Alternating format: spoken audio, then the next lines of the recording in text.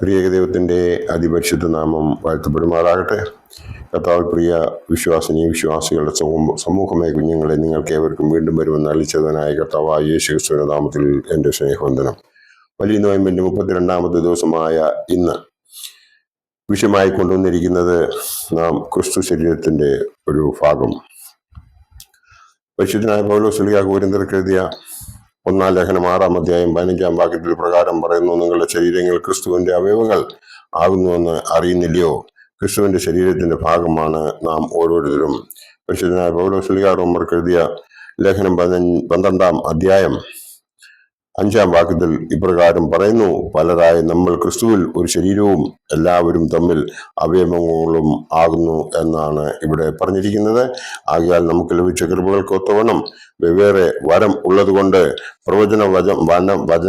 പ്രവചനം എങ്കിൽ വിശ്വാസത്തിൽ ഒത്തവണ്ണം, ശുശ്രൂഷയെങ്കിൽ ശുശ്രൂഷയിൽ, ഉപദേശിക്കുന്നവൻ എങ്കിൽ ഉപദേശത്തിൽ, പ്രബോധിപ്പിക്കുന്നവൻ എങ്കിൽ പ്രബോധനത്തിൽ, ദാനം ചെയ്യുന്നവൻ ഏകാഗ്രതയോടെ, ഭരിക്കുന്നവൻ ഉത്സാഹത്തോടെ, കരുണ ചെയ്യുന്നവൻ പ്രസന്നതയോടെ ആകട്ടെ എന്ന് ആണ് പൗലോസ് ശ്ലീഹ നമ്മെ ഉദ്ബോധിപ്പിക്കുന്നത്.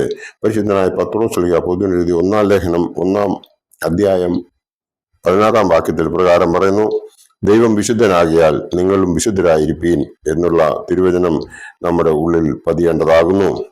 ആത്മീയ ഉണർവിലേക്ക് നാം കൂടുതൽ ഉയരുകയും ഓരോ നിമിഷവും നാം ക്രിസ്തുവുമായി കൂടുതൽ അടുക്കുന്നതിന് വേണ്ടി പരിശ്രമിക്കുകയും വേണം എന്നുള്ളതിന് യാതൊരു സംശയവുമില്ല. നമുക്കെല്ലാവർക്കും അറിയാവുന്ന ഒരു കാര്യമാണ് ഗ്രാഫ്റ്റിംഗ്.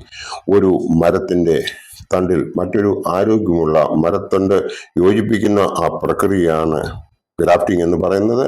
അതുപോലെ തന്നെ നാം നമ്മുടെ ഈ ശരീരത്തിൽ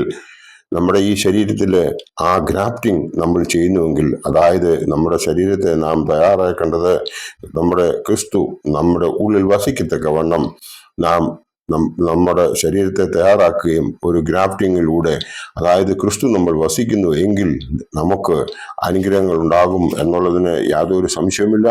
അങ്ങനെ ഉണ്ടാകണമെന്നുണ്ടെങ്കിൽ നമുക്കതിനു വേണ്ടിയിട്ട് നമ്മുടെ പിതാക്കന്മാർ നമ്മൾ പറഞ്ഞു തന്നതായ ആ കാര്യങ്ങളൊക്കെയും നമ്മൾ അനുസരിക്കുകയും പ്രവർത്തിക്കുകയും ചെയ്യണം. അതായത് എപ്പോഴും സൽപ്രവർത്തികൾ ചെയ്യുകയും നല്ലത് മാത്രം ചിന്തിക്കുകയും നല്ല പ്രവർത്തികൾ മാത്രം ചെയ്യുകയും അതോടൊപ്പം തന്നെ ഇടപെടാതെ നമ്മൾ പ്രാർത്ഥിക്കുകയും എപ്പോഴും സന്തോഷത്തോടുകൂടി ഇരിക്കുകയും എല്ലാറ്റിനെയും ശോധന ചെയ്യുകയും നല്ലതിനെ മാത്രം മുറുകെ പിടിക്കുകയും ഒക്കെ ചെയ്യുന്നവരാണെങ്കിൽ മാത്രമേ ആ ഗ്രാഫ്റ്റിംഗ് നമ്മുടെ ഉള്ളിൽ, നമ്മുടെ മനസ്സിൽ ഉണ്ടാകുകയുള്ളൂ. അപ്പോൾ ദൈവം നമ്മിൽ വന്ന് വസിക്കുകയും നമ്മൾ ദൈവമക്കൾ ആയിത്തീരുകയും ചെയ്യും എന്നുള്ളതിന് യാതൊരു സംശയവുമില്ല. അപ്പോസ്തല പ്രവൃത്തികൾ 9-ാം അധ്യായം 4 മുതൽ 6 വരെയുള്ള ഭാഗം ഇപ്രകാരം പറയുന്നു: നാം പീഡ അനുഭവിക്കുമ്പോൾ പീഡിപ്പിക്കപ്പെടുന്നതും നാം സന്തോഷം അനുഭവിക്കുമ്പോൾ സന്തോഷിക്കുന്നതും ക്രിസ്തുവാണ്. ക്രിസ്തുവിന്റെ അനുയായികളെ ഉപദ്രവിക്കപ്പെട്ടത് താൻ കൂടെ ആണ് എന്ന് ക്രിസ്തു പൗലോസിനെ ഓർമ്മിപ്പിക്കുന്ന ഭാഗം നമുക്ക് ഈ ഭാഗത്ത് കാണുവാൻ സാധിക്കും. അതുകൊണ്ട് നാം പീഡിപ്പിക്കപ്പെടുമ്പോൾ നമ്മുടെ രക്ഷിതാവാണ് പീഡിപ്പിക്കപ്പെടുന്നത്, നമ്മൾ സന്തോഷിക്കുമ്പോൾ നമ്മുടെ രക്ഷിതാവാണ് സന്തോഷിക്കുന്നത് എന്നുള്ളതിന് യാതൊരു സംശയമില്ല. ആയതിനാൽ നാം ഓരോരുത്തരും ക്രിസ്തു ശരീരത്തിന്റെ ഭാഗമാകുവാൻ വേണ്ടിയിട്ട് നാം നമ്മെ തന്നെ ഒന്ന് തയ്യാറാക്കേണ്ടതുണ്ട്. ആ തയ്യാറാക്കലിലൂടെ മാത്രമേ നമുക്ക് നിത്യതയിലേക്ക് പ്രവേശിക്കുവാൻ സാധിക്കുകയുള്ളൂ. നമ്മളുടെ ഈ ലോക ജീവിതം ദൈവത്തിന്റെ ഹിതമനുസരിച്ച് ജീവിച്ച് ഈ ആദ്യത്തെ മരണം ഇവിടെ സംഭവിച്ച് നമ്മുടെ ആത്മാവ് നമ്മുടെ ആ രക്ഷകന്റെ അടുത്തേക്ക് ചെന്ന് കഴിയുമ്പോൾ രണ്ടാമത്തെ മരണം നമുക്ക് ഉണ്ടാകാതിരിക്കണമെന്നുണ്ട് എങ്കിൽ അതിനു വേണ്ടി നാം ഈ ജീവിച്ചിരിക്കുന്ന അവസരത്തിൽ തന്നെ നമ്മൾ അതിനു വേണ്ടിയിട്ട് തയ്യാറാകേണ്ടതുണ്ട്. അങ്ങനെ തയ്യാറാകാത്ത ഒരു വ്യക്തിക്ക് ഒരിക്കലും നിത്യതയിൽ അവകാശി ആകുവാൻ സാധിക്കില്ല എന്ന് ഈ അവസരത്തിൽ ഞാൻ നിങ്ങളെ ഓർപ്പിക്കുവാൻ ആഗ്രഹിക്കുന്നു. ഈ വലിയ നോയമ്പ് നമുക്ക് അതിനുവേണ്ടി ഒരു കാരണമായി തീരട്ടെ. കാരണം ഞാൻ ഇതിനു മുമ്പുള്ള ദിവസങ്ങളിൽ പറഞ്ഞതുപോലെ നാം ഇതുവരെ എങ്ങനെ ജീവിച്ചു എന്നുള്ളതല്ല ഇമ്പോർട്ടൻസ്. ഇനി ഞാൻ എങ്ങനെ ജീവിക്കും? എൻ്റെ ദൈവമേ, നിന്റെ പൈതലായി ജീവിക്കുവാനുള്ള സന്മനസ് എനിക്ക് തരണമേ. ഇന്നേവരെ ഞാൻ ചെയ്തു പോരുന്നതായ പാപങ്ങളെ ഉപേക്ഷിച്ച് പുതിയതായ ഒരു ജീവിതം നയിക്കുവാൻ എന്നെ അനുഗ്രഹിക്കണമേ എന്ന് നമ്മൾ പറയേണ്ടതായ ആ രീതിയിൽ ചിന്തിക്കേണ്ടതായ സമയത്താണ് നാം ജീവിക്കുന്നത്.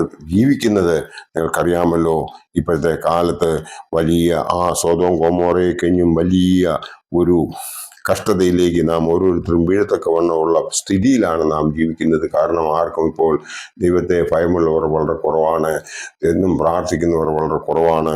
ഇതൊക്കെയും നമ്മൾ മനസ്സിലാക്കുമ്പോൾ നാം നമ്മെ തന്നെ തിരുത്തി അവങ്കിലേക്ക് അടുക്കുന്നുവെങ്കിൽ ആ യോബിൻ്റെ കഷ്ടതയിൽ നിന്നും അവൻ രക്ഷപ്പെട്ട് അവനെല്ലാം തിരിച്ചു കിട്ടിയതുപോലെ, ആ ഹന്നായുടെ പ്രാർത്ഥന കേട്ട് അവൾക്ക് സന്തതി ഉണ്ടായതുപോലെ, കന്യാമറിയാം അനുഗ്രഹിക്കപ്പെട്ടതുപോലെ, ആ പുരോഹിതൻ അനുഗ്രഹിക്കപ്പെട്ടതുപോലെ, സഖറിയ പുരോഹിതൻ, എലിശുബ സന്തോഷിച്ചതുപോലെ, സാറാ തൻ്റെ വാർദ്ധക്യത്തിൽ സന്തോഷിച്ചതുപോലെ ഒക്കെയും നമുക്ക് സന്തോഷത്തിൻ്റെ ആ മാർഗം കാട്ടിത്തരുന്നവനായ കർത്താവായ യേശു ക്രിസ്തുവിൽ നമുക്ക് നമ്മെ തന്നെ സമർപ്പിക്കാം. അതിനായിട്ട് ഒരു പാട്ട് പാടാം. നിന്റെ ഗീതം പോലെ എന്നെ നിത്യം നടത്തിയിടണമേ. എൻ്റെ ഗീതം പോലെയല്ലേ എൻ പിതാവേ എന്നെ ഹോവേ. നിന്റെ ഗീതം പോലെ എന്നെ നിത്യം നടത്തിയിടണമേ.